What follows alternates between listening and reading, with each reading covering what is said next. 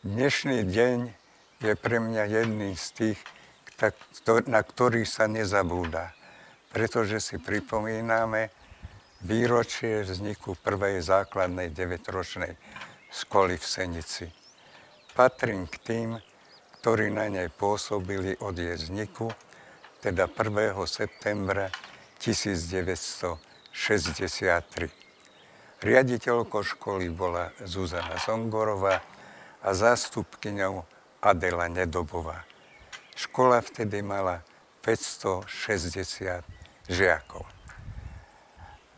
Tým, že sa stávalo sídlisko na Kaľančiakovej a Palárikovej ulici, prichádzalo nám každoročne veľa žiakov do prvého ročníka.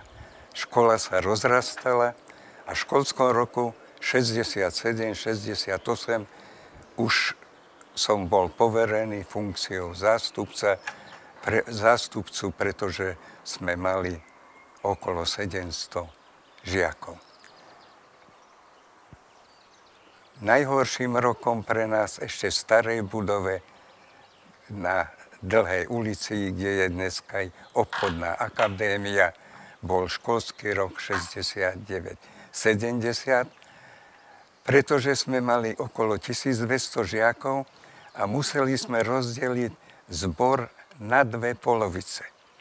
Vyučovali sa na smeny, prvá smena od 7:30 do 12:30 a druhá smena po obede od 13. hodiny do 17:30. Zároveň bola rozostávaná už škola, nová budova školy a začal prichádzať aj nábytok. Školský rok 1970-71 sme otvorili ešte na starej škole, teda budove obchodnej akadémie.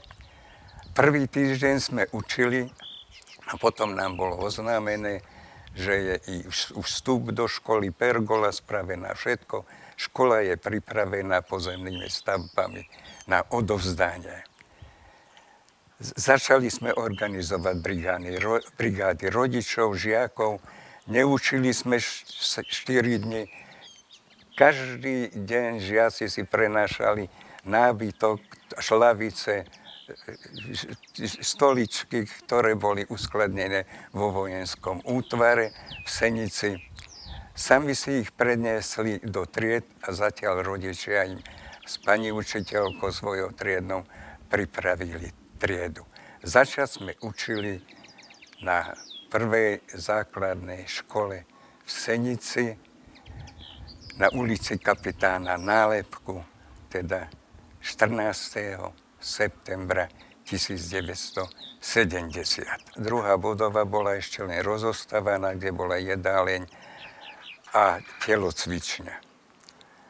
Tá nám bola odovzdaná až na budúci školský rok a čakali nás ďalšie problémy, pretože neboli priestory pre materiál, na pracovné vyučovanie, ale aj školskú jedáleň, kde nebol priestor na odloženie zemiakov, zeleniny. Tak sa postavila budova, sklad pre spomínané veci, ktoré som spomenul. Spravila sa i taká striežka pre uhlie, pretože pršalo do toho, aby školník, keď bral uhlie, nebol vonku na tom dáždi. V 73. roku som požiadal mesto o schválenie plánu na výstavbu športového areálu, ktorý nám pripravil pán Kovárik, senický projektant. Tento plán bol schválený v Mestskej rade i na mestskom zastupiteľstve a začala výstavba športového areálu, ktorý je vám všetkým známy. Jeho výstavba trvala 3 roky. Škola veľmi dobre prosperovala, všetky podujatia, ktoré organizoval odbor školstva v Senici, metodické združenia a ďalšie podujatia na škole, tie sa organizovali len v tom období len na našej škole. Výsledkom tejto našej práce bolo, že nám bolo udelené štátne vyznamenanie za vynikajúcu prácu a učitelia boli na zájazde letecký v Sovietskom zväze v Moskve a v Leningrade. Čo povedať ďalej? Tieto úspechy školy pokračovali i naďalej pod vedením ďalších riaditeľov škôl.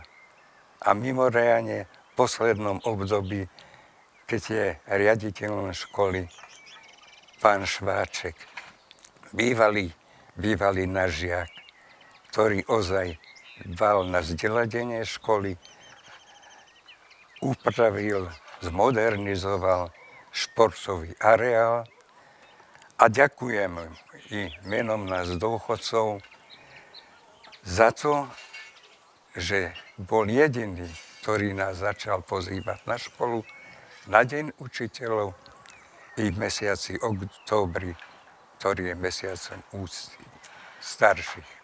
Riaditeľom školy som bol od školského roku 1969-70 a ukončil som pôsobenie na prvej základnej škole školským rokom 1985-86, pretože som 1.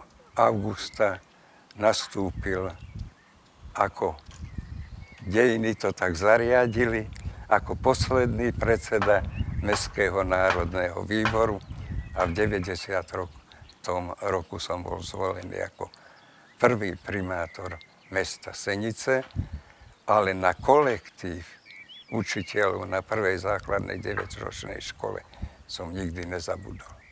Na záver prajem celému kolektívu učiteľov, vedeniu školy, pedagogickým i nepedagogickým pracovníkom i žiakom veľa zdravia a úspechov v osobnom živote.